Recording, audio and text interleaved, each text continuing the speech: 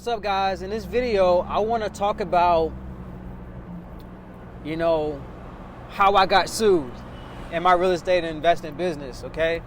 I know a lot of you guys are, that's watching this are already active in real estate. Most of you probably wholesaling properties, flipping properties, or just, maybe you're buying assets for a hold already, doing the slow flip method, key.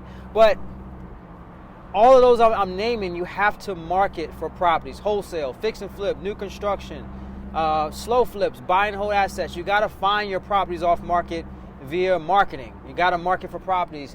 And a lot of us out here, we are, is what I call, kind of in the gray area of the marketing side.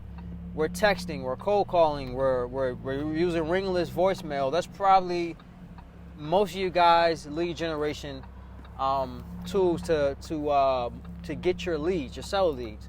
So how I got sued is not too long ago. How I got sued not too long ago is through texting. And I know a lot of you people that are watching this video are using text campaigns to find your deals. Okay? And just to extend to that, right? A lot of you guys that are doing text campaigns, RVM campaigns, or even cold calling, right?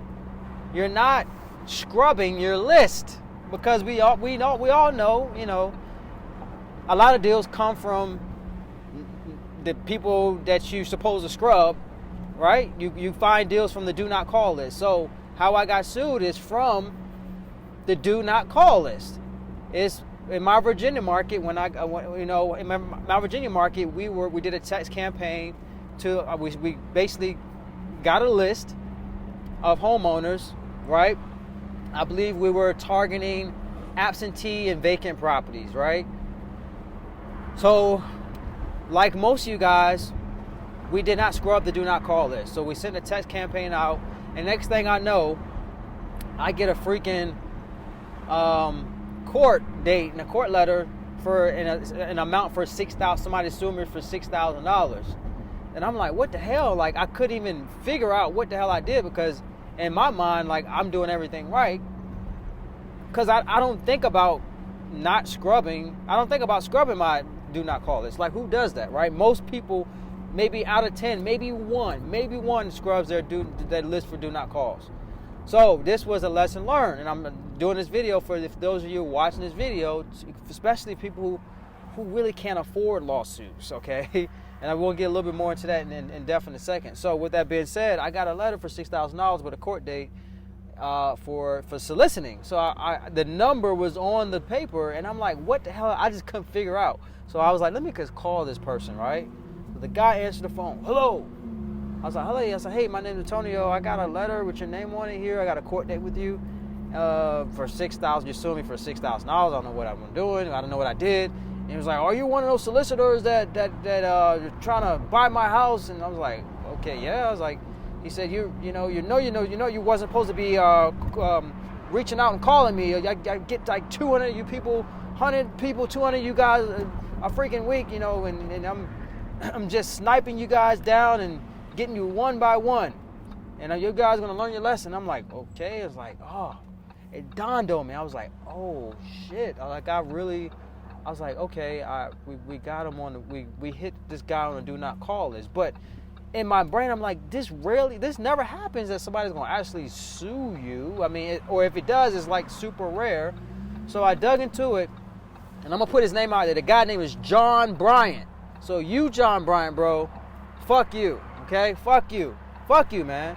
Like this guy literally gave me his full spiel, his full play.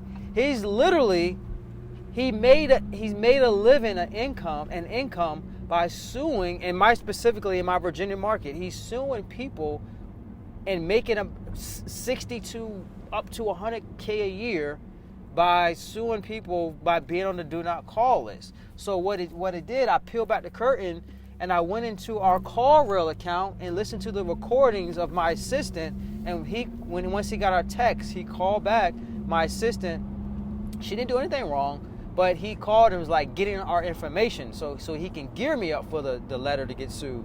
So he was asking for the name of my company. He even acted like he wanted to sell his property. He's like, he gave the address of the property. He was like, yeah, I want to sell. And we was asking for the asking price. And he was like, okay, so what's the address of your business? So my assistant gave the address of my actual office. She's like, oh, what's your company name? She gave my company name. How long you been in business? What's your website? He had all of that. So he was like investigating me the whole time. And next thing I know, I got a letter for $6,000, which was like, fuck, for $6,000. So what I did, I reached out to my attorney, and I'm just gonna be real with you. $6,000 wouldn't have hurt me, but it was just the principle. But people that's watching this, some of you guys cannot afford $6,000, and I completely understand that. So you got to be careful. So I reached out to my attorney just for the principle. I just didn't want to pay this guy. I didn't want to. First of all, at the time I lived in Florida. I live in LA now. I'm here in LA driving, right? But I lived in Orlando, Florida. The court date was going to be in Virginia. I did not. That principle of me, I didn't even want to. The principle of me, I didn't want to freaking waste my time, my valuable time, and fly to go to court for $6,000. Just go to court, period. I didn't want to book a flight, book a stay, go to court, just a waste of my damn time. So I called my attorney. I was like, hey man, what's going on? Does he has a legitimate like case here? I texted him. It says do not call this. We did not call him. He's like, well, it's still in the gray area, Antonio. He said, and then he said, what's his name? So I gave him his name. As soon as I gave him his name, he said, he said, I know that guy. I know John Bryan. I actually watched his case one time. He had a case right before my case, and I came in early, and I watched that guy. He said that guy represents himself. He knows the loopholes. He knows what the hell he's doing, and he's winning his cases most of the time. He said, I know that guy. I know that case. I know that guy. He knows what he's doing. He said, here's what you do. He said, okay. He said, this offer. He said, just email him. He said, don't call him, Antonio. He said, email him, because you say, he said, I know you called and got some information to see why this, why that. So he said, I'm technically going to do not call this. He said, give him an email and see if he'll settle for like $500 to $1,000. He said, start at 500 and maybe he might counter it at 1,000. So so that's what I did. I emailed him. I said, hey, Mr. Bryan, sorry about blah blah. We'll make sure we won't reach out to you again. Lesson learned.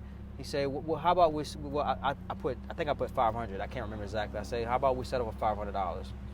He responded back. He would say $1,500. He say, if you give me $1,500, I'll send you some documents to to make sure that this is all, this case is closed. He sent the document. I didn't even blink. I sent them the $1,500, signed the document, basically where we had no more court date. Case was closed. Washed my hands. And it was I just looked at that as a $1,500 marketing expense.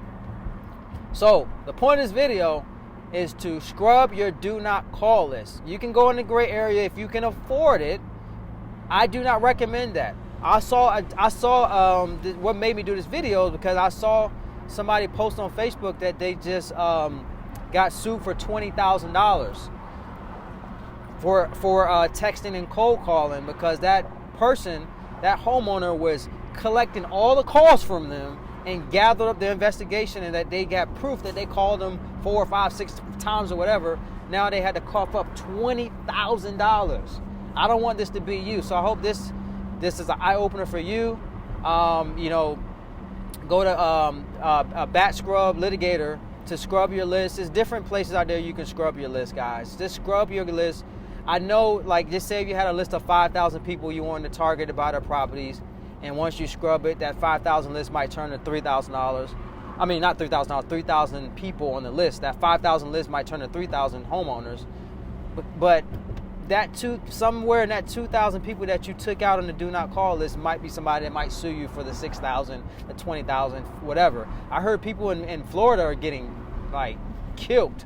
They're getting killed. So with that being said, guys, scrub your list. I do not want you to get hemmed up like I did. I don't want you getting sued. It's not worth it. It's not worth your time. It's not worth the bandwidth. Keep those creative juices in your mind. Don't have all that negative energy come your way. So scrub your list, okay? Antonio Edwards signing off. Hope this is a lesson learned. I hope it is an eye-opener for you. Peace.